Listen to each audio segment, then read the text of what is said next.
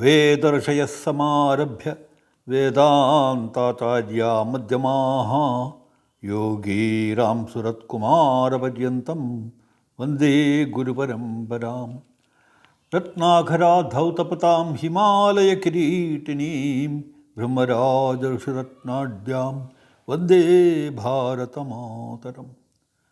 Salutations and adorations to all the great preceptors of the holy land of Bharatavarsha, right from the Vedic Rishis to the great Vedanta Acharyas to my Diksha Guru Yogi Ram Surat Kumar Maharaj of Tiruvannamalai. Salutations and adorations to our holy motherland Bharatavarsha, whose crown is the mighty Himalayas, whose sacred feet are washed by three great oceans, and who is adorned with the jewels of Brahma Rishis and Raja Rishis. In the last few classes, we have seen how the Shad Darshanas, Nyaya, Vaisheshika, Sankhya, Yoga, Purva Mimamsa and Uttara Mimamsa, they have been developed, and Uttara Mimamsa is the message of the Upanishads, the ultimate message of the Upanishads, Vedanta. And Vedanta philosophy is also known as Advaita philosophy because it speaks about one ultimate reality, nameless, formless, Brahman. This philosophy, known as Advaita, non-dualism, in later days, it developed into qualified monism. Non-dualism is monism. It developed into qualified monism or Vishishtadvaita. What is Vishishta? Qualification. In the Advaita, we found that there is nothing other than the ultimate reality, Brahman, and all other manifestations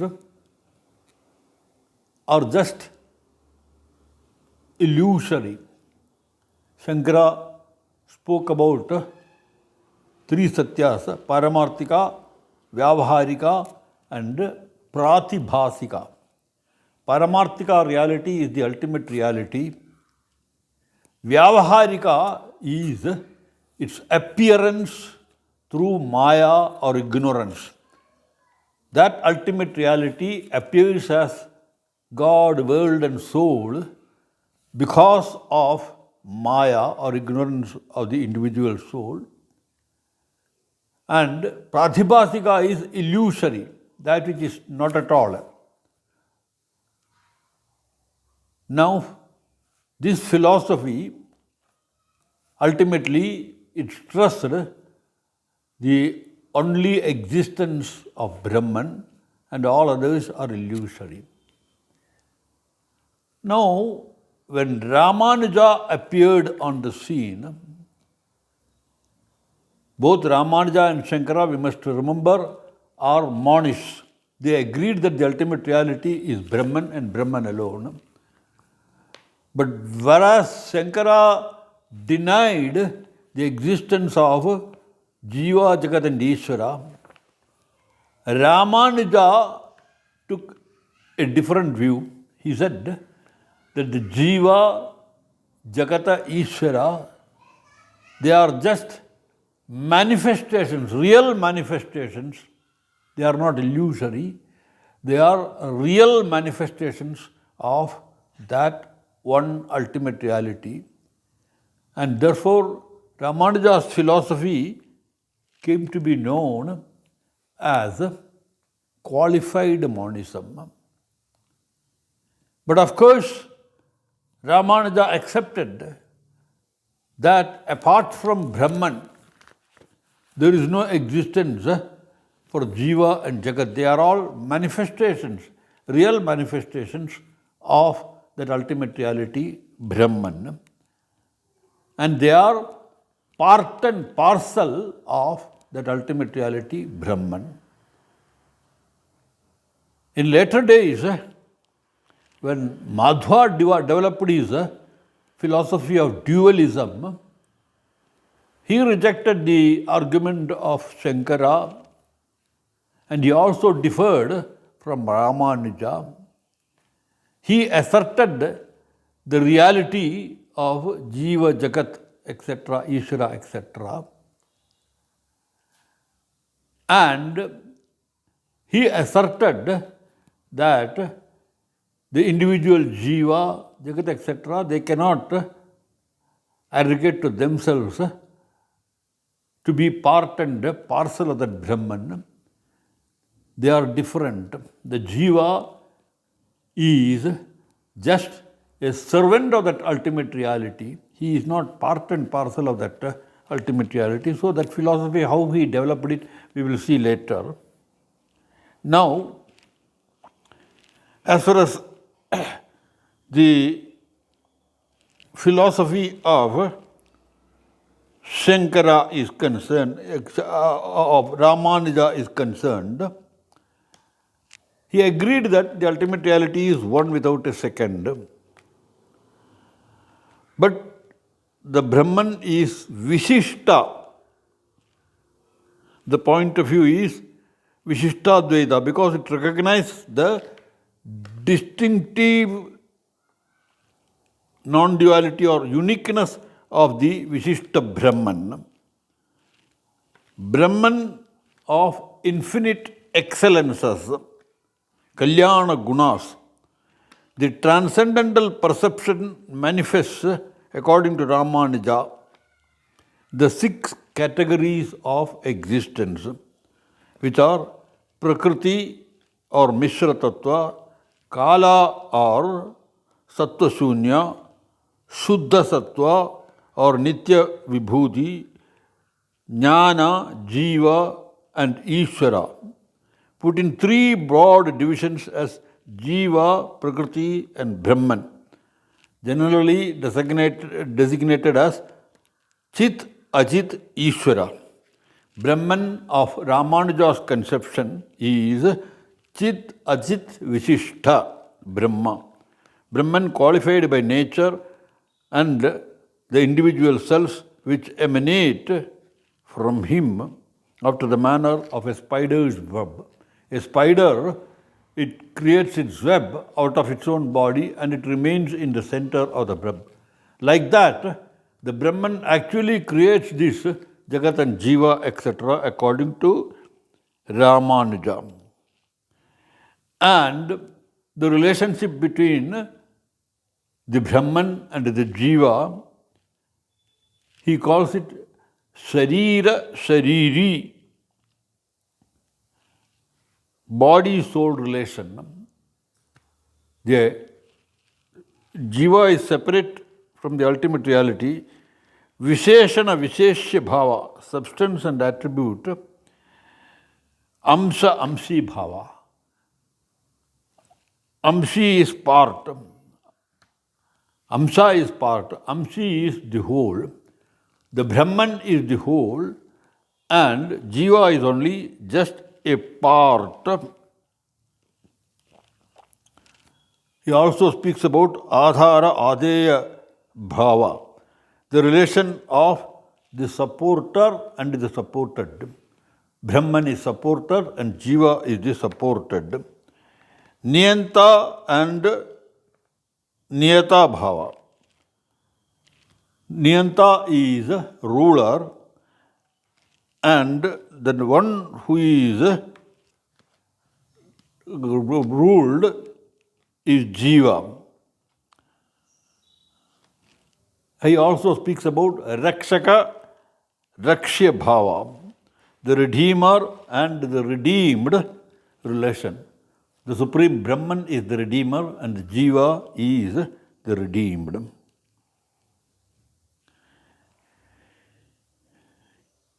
Ishvara is Brahman united with Maya according to Shankara. Brahman appears as Ishvara only when viewed from the relative ignorance of Maya according to Shankara.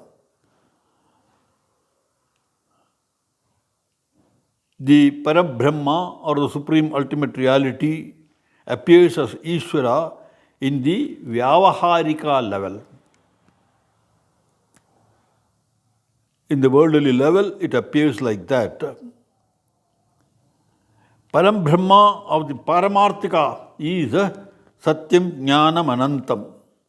It is the ultimate one only reality, Satyam. Jnanam, it is knowledge, realization, and Anantam, it is limitless. Creatorship is the Tatastha Lakshana of the Supreme Reality. Shankara gives the example of a shepherd playing the role of a king in a drama. When he is on the stage, he appears as a king, he speaks like a king, he has that greatness and magnanimity of a king, but after all, he is only a shepherd. Like that, the appearance of Ishvara is only illusory. It is a drama of the Brahman. But Ramanuja does not accept the impersonal, attributeless Brahman of Shankara. He differs from Shankara.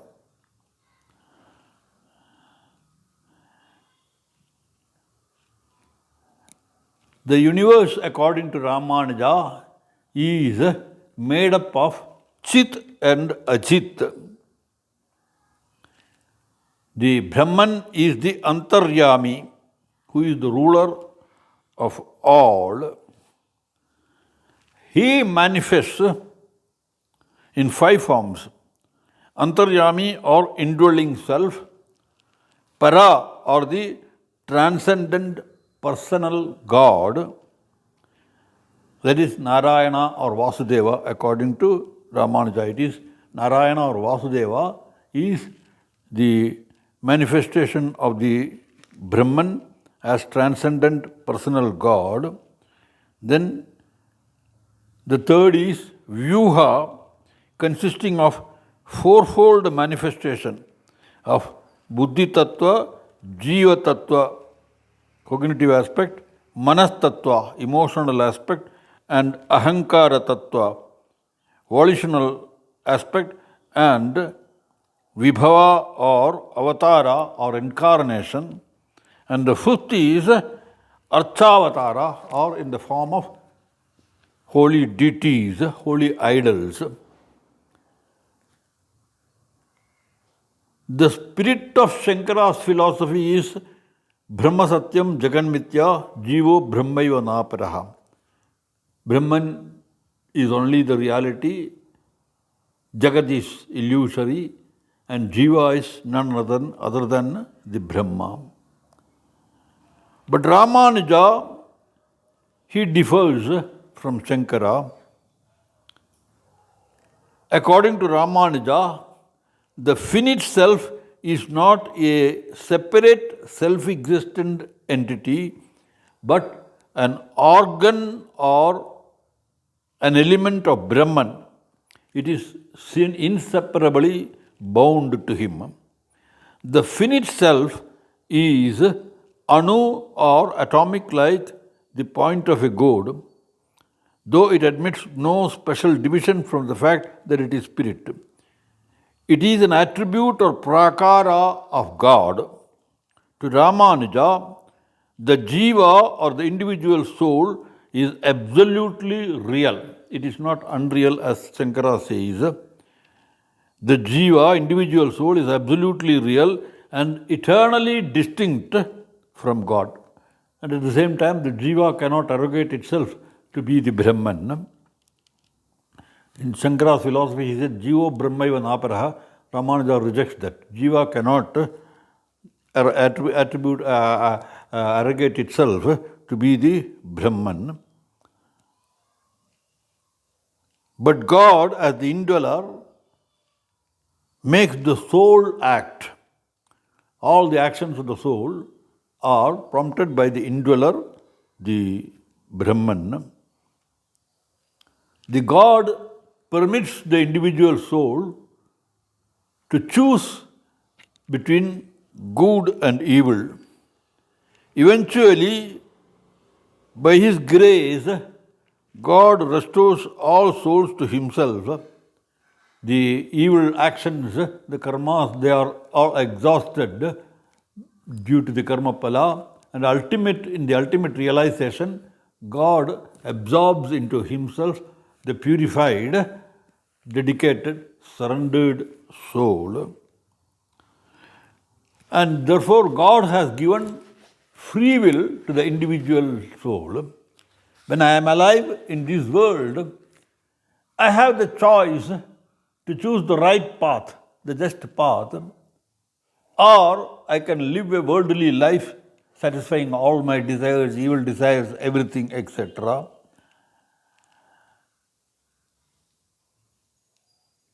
The soul is jnata, karta, and bhokta, according to Ramanuja. Jnata means one who knows, karta means one who acts, and bhokta means one who enjoys the fruits of actions. Whether good or bad, it is ultimately the soul that enjoys.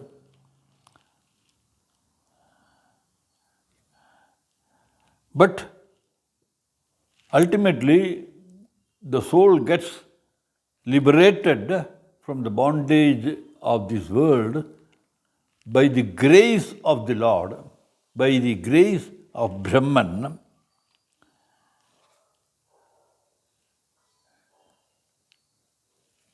Mukta, liberated. Ramanuja speaks about, classifies souls as Nitya Mukta, Mukta, and Bhaddha. Nitya Mukta are the souls which are eternally, permanently liberated, never bound by the worldliness or anything, etc. The example is of Shesha, Garuda, and Vishaksena. They are all Nitya Muktas. They are always with the Lord, Brahman, Vishnu, Narayana. They are always part and parcel of Narayana. They are with Him. Muktas are liberated souls like the Alvars, the great Alvars who surrendered totally to the Lord Narayana, Vasudeva. They are the Muktas. And then the other ordinary souls, common people, they are all Baddhas. They are all bound to this world. And the supreme reality is distinct from these souls. He is Bheda Bheda Vadin. He is distinct from the souls. Now, regarding creation, we found that Shankara had pointed out that creation is illusory. It is just an appearance like a rope appearing like a snake because of Maya or ignorance.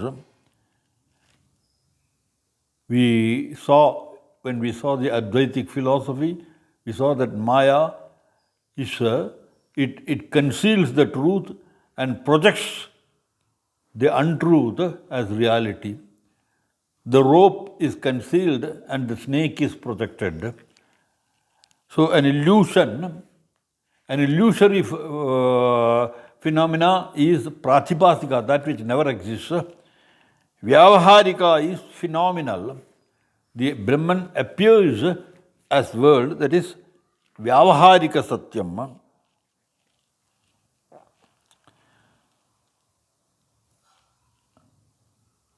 Brahman is the cause, both material as well as efficient.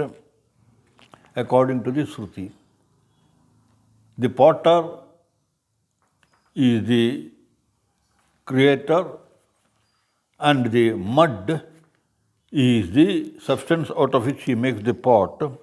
Similarly, the material cause, the substance, is upadhi, the mud, and the efficient, the potter, nimitta. Both are Brahman, according to Shruti. Now, Maya is therefore the principle that mysteriously unifies contradictions such as inexplicable and indefinable. Anirvajaniya. Maya is Anirvajaniya because when jnana comes, when realization comes, Maya vanishes. It has no existence at all according to Shankara.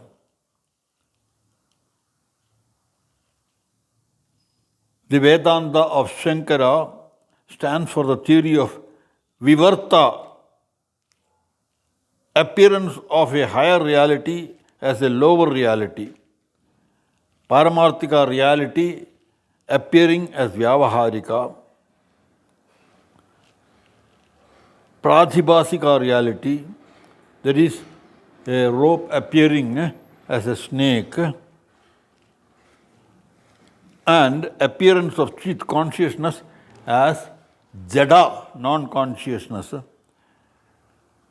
That state of the cause, usually known as the effect, which is neither different from nor identical with the cause, and as such it is inexplicable. The world, it is not different from that ultimate reality, but it is different. The difference and non-difference, it is inexplicable. It is different in the sense, in the Vyavaharika level, in the ephemeral level, it has the reality, but in the Paramarthika level, it has no difference, though it is inexplicable. Shankara speaks, accepts the theory of evolution of material elements out of Brahman, known as Panchikaranam theory. Panchikaranam, that means the 5 elements.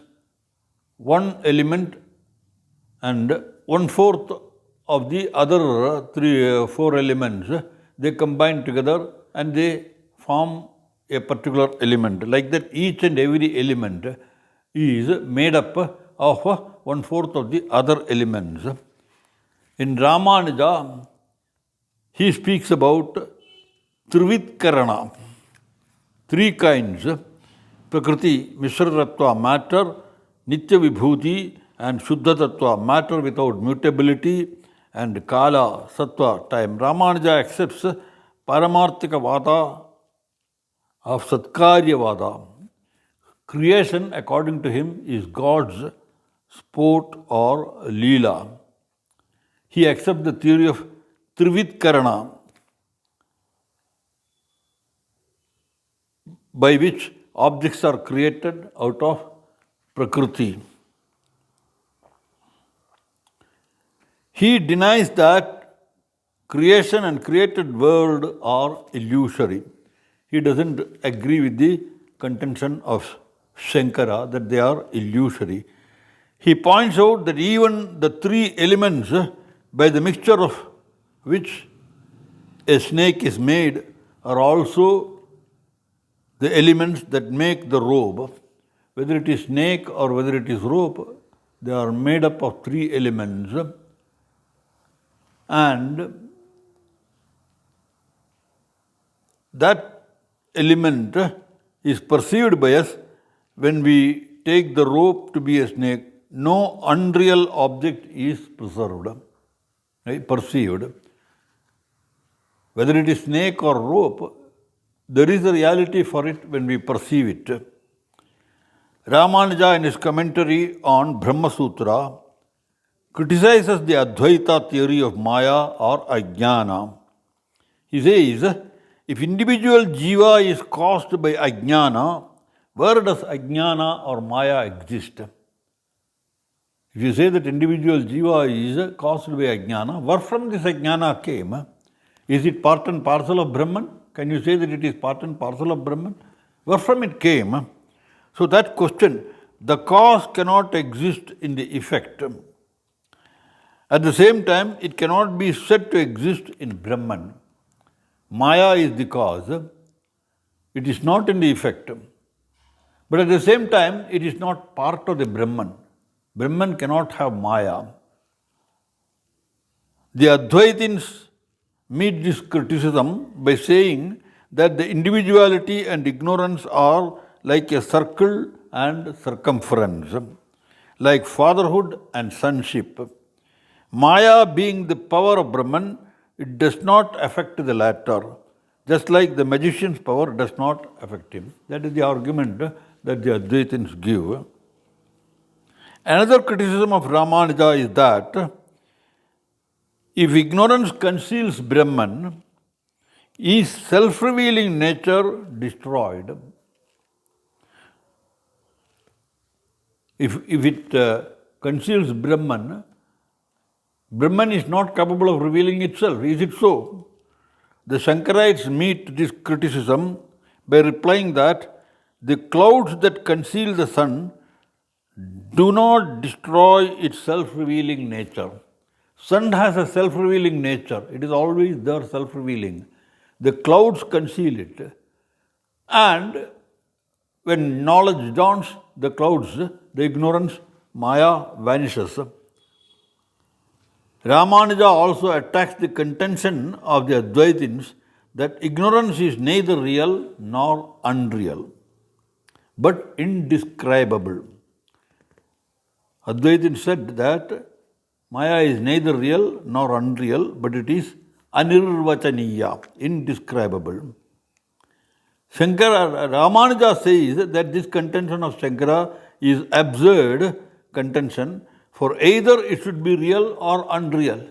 You cannot say that one thing is real and at the same time it is unreal. It cannot be like that. Either it must be real or it must be unreal. Both these cannot be attributed to a thing.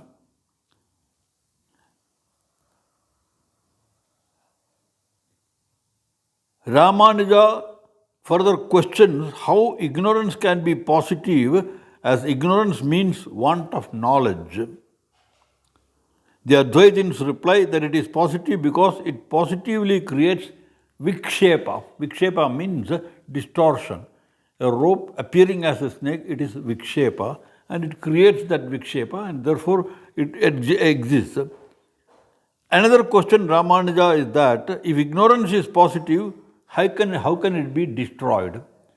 If it is positive, really existing, how can it be destroyed? Nothing that positively exists can be removed from existence by knowledge. The Advaitins reply that if the term positive be understood in the above sense, there cannot be any misunderstanding. The object that positivity appears to be existing vanishes when knowledge comes. There is serpent seen before me, but when I realize that it is rope, the serpent vanishes. Now regarding the bondage and liberation of the soul,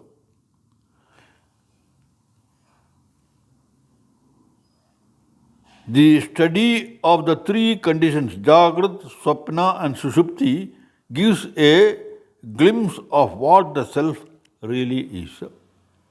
The self, in the Jagrat state, waking state, I experience the world of objects. When I am dreaming in the dream state, the external world vanishes. There is no world at all, but only dream objects are there. I am in a separate world, in the dream world. And when I go into deep sleep state, even that vanishes.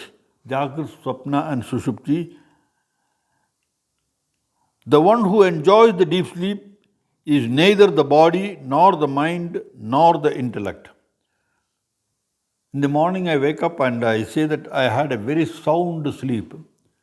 Who is that I? Is it my mind? Or is it my intellect? Or is it my body that experiences that sound sleep? It is the self which is within me which has experienced that deep sleep. It is the attainment of Brahma Bhava, realization of Brahman, that is moksha or liberation. Once I attain the realization that I am the Brahman, then the whole world, bondage, everything vanishes. Shankara accepts karma and bhakti as subsidiary means inasmuch as they purify the individual and equip him for jnana marga. Shankara never denied bhakti or karma. He insisted that man must perform actions, selfless, dedicated action, and Shankara also insisted on devotion. Though Shankara spoke of Advaita, we know that Shankara has written hymns on all gods, even Vasudeva, Shiva, Shakti. He is known as Shanmata Sthapanacharya. He integrated all these various forms of worship. So he was not against bhakti. He only wanted that action should develop into total surrender and bhakti to that ultimate reality. And that bhakti must ultimately mature into jnana. In Bhajagovindam commentary, Sri Radhagavalachari speaks about this. When bhakti matures into jnana, then he attains realization.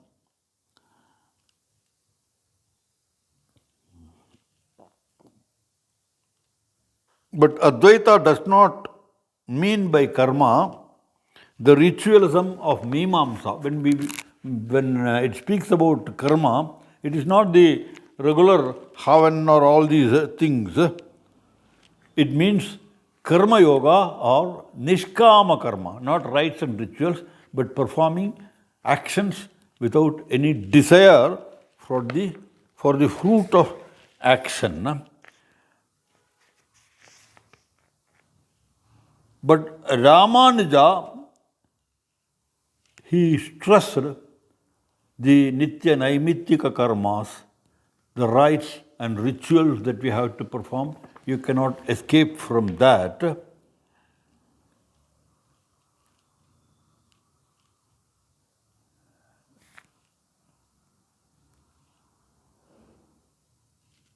He insisted on development of bhakti.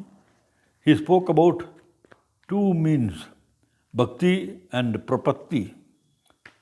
Bhakti is total surrender to the Lord, contemplation, meditation, rites and rituals, puja, archana, everything. Prapatti is total surrender at his feet. The Shastras speak about Markadanyaya and Marjaranyaya. A little one of a monkey, it clings to the mother, and wherever the mother goes, the mother carries that kid. But in the case of a cat, the kitten is picked up by the mother and the mother carries the kitten. In Markadanyaya, a bhakta, he has to cling to the Lord. He has to perform all the actions, devotional actions, etc., and cling to the Lord. Whereas in Prapatti Marga, he doesn't make any effort. He totally surrenders. Saranagatam Krishna, I am at your feet. And when the total surrender comes, that is Prapatti, Lord carries the jiva for liberation. Liberation, according to Ramanuja, is attained through ultimate path of devotion, bhakti, karma and jnana. They pave way to the devotion.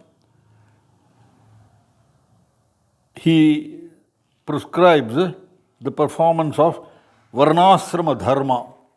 Each one, according to his station in his life, he must perform his qualities and temperaments, according to his qualities and temperaments, he must perform actions to exhaust the karmas that are accumulated in him. And study of Mimamsa, a prerequisite to study of Vedanta. Without rites and rituals and everything, you cannot simply jump into the Advaitic realization. I am not going to perform any havan, I am not going to perform any puja or any sacrifice or anything, but I will straight away go to self-realization. It is not possible according to Ramanuja.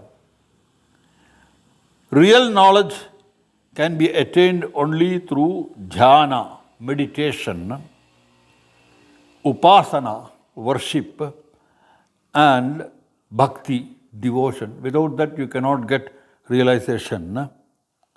Intense remembrance of God or devotion ultimately matures into immediate knowledge of God, Brahman, Darshana. The grace of God is essential. Whatever be your effort, according to Ramanuja, unless Bhagavan's grace is obtained, you will not obtain. It is not by your effort, but it is by the grace of Bhagavan that you get realization. It is whatever be your effort, you can draw the attention of Bhagavan through all your rites, rituals, sadhana, bhakti, etc. But it is ultimately Bhagavan's mercy and grace that confers jnana to you according to Shankara. And therefore he prescribed it marga of prapatti or saranagati, total surrender at the feet of the Lord. Now, Advaita and Vishishtadvaita have a common source, that is the Vedanta. They differ only in the interpretation of the relation between the ultimate reality and the world, including the jivas. Both of them are paths pointing to ultimate reunion of the soul with the Supreme Brahman. Ultimately, in the Advaita path as well as in the Vishishtadvaita path, the soul merges into Brahman. While one lays emphasis on Jnana Marga, that is Shankara's Advaita, it lays emphasis on Jnana, the path of knowledge, whereas Ramanuja's path, it stresses Bhakti. But all these paths ultimately lead to one goal. Sri Aurobindo has pointed out, accomplishment of Godhead by relation is the principle of Dvaita. In Dvaita, we are going to see, we will take it up in the next class. In Dvaita, we establish a relationship with the ultimate reality as Dasanudasa. Servant, ultimate reality is the master and I am his servant. So through that relationship, Dvaita, we strive to reach the identity with that ultimate reality. Accomplishment of Godhood by identity is the principle of Advaita. In Advaita, I am not separate. I am one with the ultimate reality, the total identity of the self with the Brahman. That is realization. Whereas in Ramanuja's philosophy, Vishishtadvaita, it is a relation in a qualified identity. I am not the whole of Brahman, but I am part and parcel of that Brahman, Amsha Amshi Bhava. Through that, we realize the Godhead. So, Advaita is the total identity of the self with the Brahman. Vishishtadvaita is qualified monism. Though I am part and parcel of the Brahman is the whole and I am only a part. Whereas we are going to see in the Dvaita philosophy, I am totally different from the Brahman. Brahman is my master, that ultimate reality, and I am just its servant. So these three are major schools of Vedanta: Advaita, Vishishtadvaita, and Dvaita. In the next class, we will go into Dvaita Darshana of Madhvacharya, and later we will see how the other systems of philosophy, Dvaita, Advaita, Shuddhadvaita, Achintya Bheda, Bheda, Bhava, etc., developed from out of that concept. We will see in the next class. Jai Sri Ram, Vande Mataram.